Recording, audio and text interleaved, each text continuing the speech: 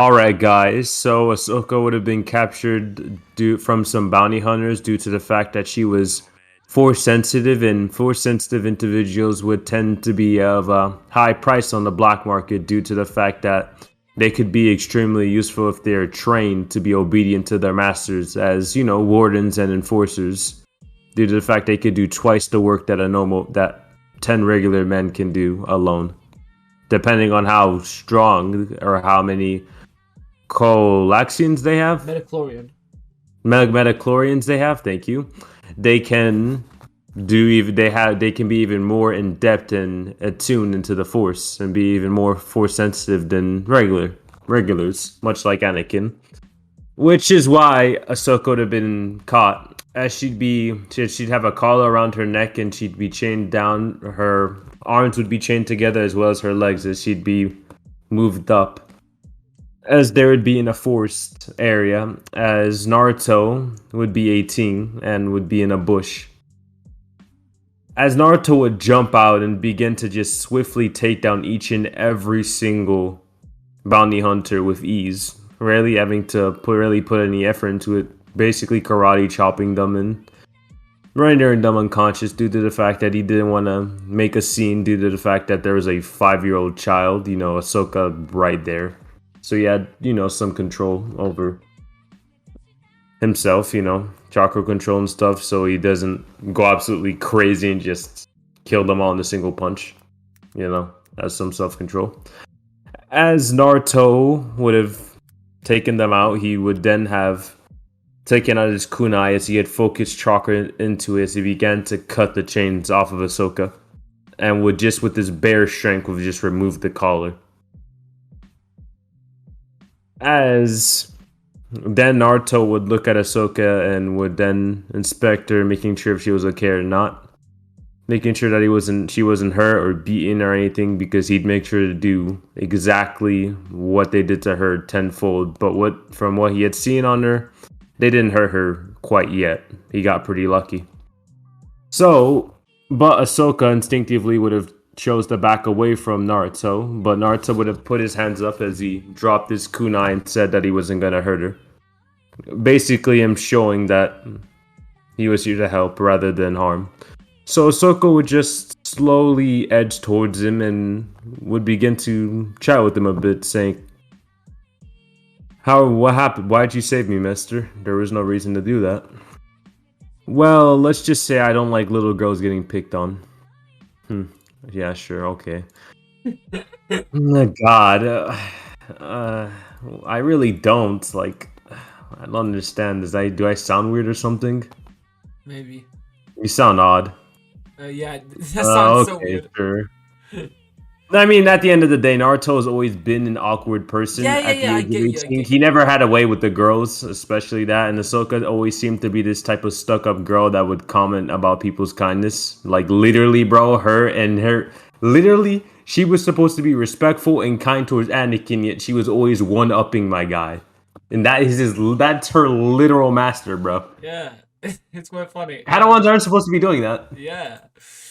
Anyways, so the fact that I have her be stuck up in this one, if Naruto be all embarrassed and whatnot, is because usually he wouldn't be able to handle that type of stuff well, Yeah. Anyways. But alright, time to go back to it, because Spiraling decided to snicker and laugh like a little child, like a little girl. Continue.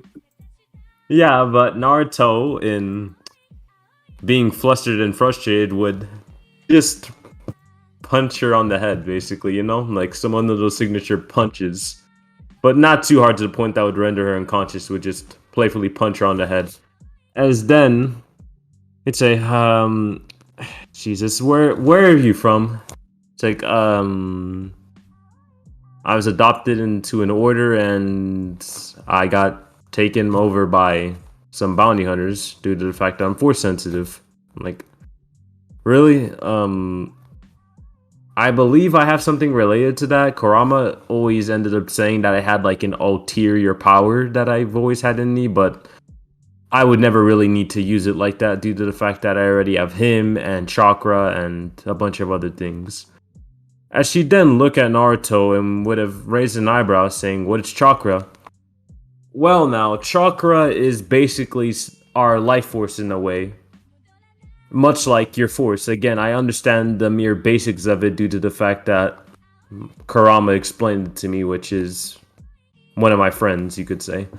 As basically, it's related to your force in a way, but I'm able to use it to a greater extent. It's able to be used more effectively. Basically, our life runs off chakra. We can't live without it. If our chakra depletes to 0, then so does our life force, and basically it can end. And from what I've seen, I don't think your force can quite run out, but it rather can exhaust you more than anything. I guess so. I only understand the mere basics, really. I don't understand it to like such a degree yet. I'm only a 5-year-old. Jeez. Well, I was just wondering. It seemed that you had some knowledge over it. Jeez. You sure do talk a lot for a kid. Yeah, whatever, old man. I'm only 18. I'm not old. God. As then Naruto would begin to just ask her to follow him, as then they'd go just to a little shack in a secluded area due to the fact that bounty hunters may still be chasing him, and Naruto just didn't want to lead him to the village and bring problems to them. So he chose to just stay secluded in the shack. As he then say, well, the people that were with you are probably going to end up coming for you, and I know I can teach you the basics of chakra, and I can even give it to you, you know, as a way of helping you out, and also can also give you a scroll. This scroll, though, is a one-time use. It's only for emergencies. Anytime you need me, absolutely, you use this scroll. Alright? Ahsoka would nod her head as she saw that the serious tone Naruto was taking was usually different from the playful one that he was basically partaking in until now. So she decided to not give any remarks or anything and chose to take his words seriously and into consideration. As she take the scroll and she just clip it to the side of her belt. As she then would hear the sound of a ship, as Naruto would have basically already inserted some chakra into her. Basically, that could be of help to her in the future if she ends up needing it. As all of us, as Naruto would give her a hug and say that make sure to remember to use that scroll when you only absolutely need my help. The range is infinite and you can always access it at any time. As now, we'd go into a 2-year time skip. No. I'll continue from here. It wasn't 2 years, but yeah. No. Sorry, I messed up. Ahsoka was 5 years old and would now be 14 as we'd go into a time skip into the Clone Wars. And I'll tell you when to go because you said that's what we're gonna do. Yeah. And don't worry, I'll make sure to drop you off at a spot, okay? Okay, bro. Don't interrupt me one more time spiraling or I'm gonna kick your butt, man. Alright. Sorry guys, I understand this is kind of different from other What If collabs. Usually it's just one person talks for one portion of the What If and then another person talks for the other portion, but we decided to spice it up a bit and flavor it up. Why not have both commentaries and helping the other if they slip, you know? It's kind of like our own type of spice that we added to the mix, you know? So now we're going to go into a time skip and Ahsoka would be 14 years old as it would be an all-out war between the Separatists and the Republic. As Ahsoka was fighting Ventress, she would have ended up dropping her scroll on the battlefield, basically, as she had noticed that she was basically going to reach for it as she was in a bit of a pickle, but she noticed that it was missing, and again, it's because it dropped on the battlefield. As she'd say, damn it, as she'd just continue fighting Ventress and would continue to get pushed back, but she'd be able to hold out for a bit longer. But as the battle continued, some of the droids and the clones would just start moving the scroll around and just pushing it and kicking it. Basically, as it would accidentally open, as then Naruto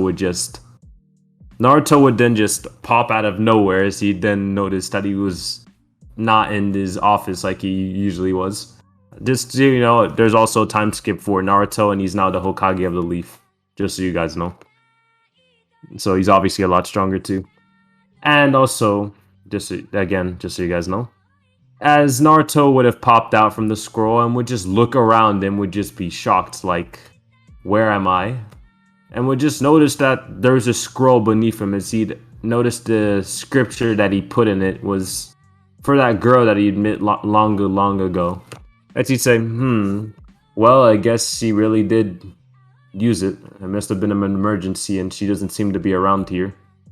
I can feel a chakra signature though, and she seems to be in a bit of trouble, but I should probably try to handle this first before I go to her. She seems to be able to hold on her own for a bit longer. As Naruto would then look at the battlefield and would make a hand sign as he'd see the people with lightsabers on the side of the clones. So Naruto would use his simple deduction skills to tell that droids are bad. The all the clones that wear the same armor and have lightsabers are good because Ahsoka had a lightsaber. And he'd also have a lightsaber of his own because when the people arrived to pick up and take Ahsoka, he would take one of the Sentinels' lightsabers and would just have it strapped around them, even though he didn't really use it that often, but he just thought it was a really neat souvenir, though. As then, Naruto would have placed his hands on as a bunch of clones began to form, like hundreds of them, man, as they begin to just start pushing back the Separatist army and having it against the fence. But Naruto would begin to feel that the chakra signature from Ahsoka would just begin to shrink over time. As Naruto would just focus his chakra to his body as he'd start running, even instinctively using the force while doing so. As he'd unbuckle and take out his lightsaber as he ignited a golden hue emitting from it. As he ran towards it and would see that Ahsoka was clearly getting pushed against the wall. As the Ventress was about to land the finishing blow, Naruto would just rush in front of her as he then blocked the attack. Now, sorry guys, but with that out of the way, I'm gonna have to hand this over to Spiraling. Spiraling, the mic is all yours, boy. Okay, so now Naruto blocks the attack, blocks Ventress's strike that was going to F and Ahsoka, and Ventress is shocked by this. Like, she didn't expect it. It was so fast. It was like a yellow flash, right? It was so fast. This golden light, and she's the golden blade that blocked hers. She pushes her back, and she goes back a few meters, and you look at this person with a hood on, and she's like, "Who is this?" Right? And obviously, Ahsoka, Anakin, and Obi-Wan are still wondering, like, who is this random person? So yeah, and it's starting to having the clash, and Naruto and Ventress. Naruto is really like going hard on Ventress. He's just trying to kill Ventress in some way, like really trying to hurt her. Now, you might be wondering, Naruto really didn't meet with us. He wasn't with Ahsoka for so long, but Yami actually skipped the part where Naruto and Ahsoka were with each other because they knew each other for a couple of months, but then obviously they had to leave, and Naruto never showed like Ahsoka or to any of the villagers was obviously because they had never seen Alien, right? And they was freak out. Anyways, basically, I'm sidetracked. Yeah, he basically beats the crap out of Ventress, and and then she runs away from her droids, right? And later on, Naruto. One second, Spiraling. One Yeah. second, bro.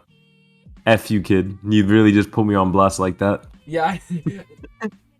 Yo, Yami really just didn't. I Yeah. didn't have to mention this, but you see, Yami would be put on blast if I did. So like, Yeah. Anyways, man, you just didn't have to even mention that, bro. You could have really just discarded that. But like, okay, man. Okay, boomer. yeah. Anyways, basically, Naruto, after being up Ventress, like you know that bit, yeah.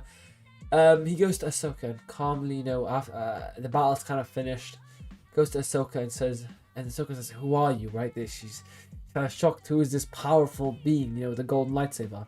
Naruto turns his lightsaber off, deactivates it, put it around his belt, and uncovers his hood. Ahsoka sees the person she hasn't seen for years. She's shocked at this moment, not seeing this person for so long, and suddenly something weird is building up in her stomach. She's angry, right? She doesn't know why, but like she's so angry. Why wasn't he there, right? And it is illogical because Naruto never said that. Oh yeah, I'll meet you again. It's just when you're in danger, then I'll help you. So then instinctively Ahsoka just attacks Naruto, and Naruto's wondering, why are you attacking me? What have I done? You know what I mean? I say just saved your life. So yeah, they're having the clash, and Naruto's going easy on Ahsoka, but Naruto's having a bit of trouble because Ahsoka is using her chakra and force at the same time, basically making herself much stronger because using both elements. You know, they're fighting, and Obi-Wan tells Anakin not to intervene because Naruto isn't fighting back against Ahsoka. He's just, you know, blocking. See, after that, the fight, Naruto, you know, he hugs Ahsoka after, you know, disarming her, and, you know, says, I'm sorry I wasn't there, and, you know, it's all sadness and everything. So yeah, after that, you know, everyone goes to Coruscant. You know, Naruto tells Obi-Wan and Anakin that he knows Ahsoka and has no, like, darkness against Ahsoka and everything. And he obviously doesn't tell Obi-Wan and Anakin that he's like Ahsoka's like kind of like father, kind of like it, because, you know, he doesn't want to like show Obi-Wan and Anakin, you know, he has a high attachment to Ahsoka, you know what I mean? Because, you know, he's a ninja and he doesn't reveal all his information yet, you know what I mean? Smart boy. Anyways, yeah. They go to Coruscant, and, you know, they go to the Jedi Temple, and Naruto, you know, what Ahsoka says, you know, Naruto, I want you to meet the Jedi Council, and Ahsoka introduces Naruto to the Jedi Council, right? And Obi-Wan and Anakin are gone by now. You know, Anakin's gone to mess with Padme, and Obi-Wan's gone to Death Sticks. Anyways, yeah, you don't have to bar with the Death Sticks guy. If you understand that joke, you know what I'm talking about if you watch the prequels. Anyways, yeah, Naruto, you know, is getting interviewed by a council, like, they're seeing like what is Naruto? Does he have darkness or not? Who is he? And, you know, Naruto, you know, he's answering questions about the chakra and everything, right? Oh, and Naruto explains how chakra is your physical and spiritual energy, and, you know, the Jedi are really interested. You know why? Because force is like just a spiritual energy, but the chakra is spiritual and physical energy, so they're interested, right? After, you know, everything is done, now Mace Windu says to Naruto, you know, like everyone thinks you're so good, but you're nothing, right? You just be a mere apprentice. So, yeah, sorry, but I'm about to blow spiraling right now. Yami is gonna take over from the part where Mace Windu is gonna fight Naruto. I'm sorry, guys. I had to pull spiraling on him too, because this mother really thinks he's really gonna interrupt me, and I'm not gonna do the same to him. He's not that guy, pal. He's not that guy. What do you call it? Spiraling's little dumbass. I'm kidding. Let me get back to the what if and stop playing. As Naruto and Mace Windu would both walk onto the stage, both of them unbuckling their lightsabers from their, you know, from their belts as they'd grip them. Windu taking his form and Naruto taking his form, due to the fact that he has some, you know, has a great understanding of blade, due to the fact that he learned some from Mifune himself, a sword legend of his planet. And Naruto would have gotten into his fighting position, and Mace Windu would have gotten in his fighting position, as they both would ignite their lightsabers, a purple and golden hue emitting from each of their sides as they charge towards each other. Naruto dealing a quick and fast slash, and Mace Windu blocking it. As Naruto would then have messed with Mace Windu, using Kurama as a tail being the pop out as it wrap around Mace Windu, as suddenly as Mace Windu wouldn't be able to even sense this, because he didn't expect something like this. Because Mace Windu, you know, isn't really used to fighting people, other like lightsaber users. They're mostly used to fighting people such as like droids and stuff. They're not really accustomed to fighting Siths, you know? Not like that much, you know? And also, Naruto's just like completely different in the way he fights too. It's just unexpected overall. As it just wrap around Mace Windu, the tail, as it begin to squeeze him. As Naruto would then just point his lightsaber at Mace Windu's neck, as Mace Windu's eyes would just widen, as a van would pop out of his head as he yielded. Everyone in the room was shocked. All the Masters, Anakin, Obi-Wan, and especially Yoda, considering how such a simple trick was able to catch Mace Windu off guard. But again, it was to be expected, considering they don't know the tricks that Naruto has up his sleeve, and the fact that Mace Windu had very, very little time to react to such an attack, sneak attack that was basically in an instant. As Kurama would just begin to laugh his ass off too, due to the fact that basically the W that Naruto was able to take in basically such a short amount of time was due to him, and would expect a lot of praise from Naruto with time. Yeah, come on, bro. We all know Kurama likes to put in Naruto's Yeah, face yeah. that my guy literally, anytime he helps him, bro, like, hey, remember that one time I helped you? Like, it's always like this, man. It's always been like this from off rip. And yeah, after that, Mace Windu would bow and have a bit of respect for Naruto, only a bit though, and would say, if this was a fair fight and you didn't pull any sneak attacks, I would have won. Sure, old ass man. That really can't be talking, considering the fact that you're a master and all. You shouldn't be able to be taken out by such a simple attack. As Mace Windu would say, "Why you?" And then Yoda would put up his hand as he'd calm down Mace Windu and ask him to relax. As he said that Naruto was the winner of this fight and that his motives and goals didn't seem all that questionable. But due to the fact that he had just joined their ranks, he's going to be still supervised extensively. As Naruto would accept this and would say, all I want to do is help. If you guys supervising me would put you guys at ease, then alright then, I won't mind. As Yoda would nod and would basically point his little arm in the direction of Naruto's room as he'd begin to walk there and would just sit down. Now, basically, Ahsoka would walk into the room and would look at Naruto. Now I'm gonna hand this part over to Spiraling again, just to be nice, because I stole this guy's main fight, you know, because this is a part that he really wanted to go over, but I decided to take it from him because he interrupted me. So I'm gonna be a nice guy and allow him to finish off. Stop interrupting me, Spiraling. God. Anyways, basically. All right, now I'm gonna hand over the mic to Spiraling. You go, Spiraling. Thank you. Anyways, basically, my boy Naruto, you know, he's Ahsoka there. Ahsoka, you know, she sits down next to Naruto, and Naruto says, you know, how are you? Are you healed from your injuries? You know, from when he fought Ventress, and you know, Ahsoka says, yeah, I am, and she's smiling, and she's a bit, you know, she's not flustered, but you know, she hasn't met Naruto in so long, and they're having a casual talk, and you know, Ahsoka doesn't know what to do. You know, I mean, she feels Naruto as like her father. You know, she doesn't know how to act. She never really had a father figure. Now, I know Plo Koon was her father figure, but, you know, I'll change the timeline up a bit. Like, her father figure, but yeah. You know, she hugs Naruto out of, like, just instinct, you know what I mean? And then says, yo, thank you for saving me. I always saw you as a father, whatever. And Naruto, he smiles and hugs Ahsoka back. And you know, Ahsoka talks about how Anakin's her, like, her teacher and everything. And Naruto starts to think, you know, Ahsoka, I need to teach you, like, how to use chakra. Now, Ahsoka, obviously, you know, she doesn't know what to say because, like, you know, she's so happy because Naruto's going to teach her chakra. She really wanted to learn it when, before, but, you know, she was taken back by the Jedi, you know, Naruto's partner and everything. And now, you know, Naruto says, you know, the next day I'm going to begin your Jedi training and everything. And Ahsoka, like, gets up and, like, starts jumping around. And, you know, Naruto smiles and everything. And then Ahsoka goes and says, I'll be ready tomorrow. And yeah, that's pretty much the end of the story. Part 2 basically will be Ahsoka getting trained by Naruto and other stuff, which I won't be talking about yet. Yeah, that's the end of the video. And now I would like to go over my portion of things. Thank you, Spiraling, for allowing me to do this collab due to the fact that my channel is still so short. But I know that you see the potential in me and the dedication that I was able to put towards my videos. Thank you, guys. And yeah, you can close it off, Spiraling. Yes, thank you guys for listening to this really weird thing. We actually had to do this. Like, this is the third time recording it because the recording, like, got fucked up multiple times. Anyways, thank you guys for listening. I'll see you guys later. Peace. Peace. Peace.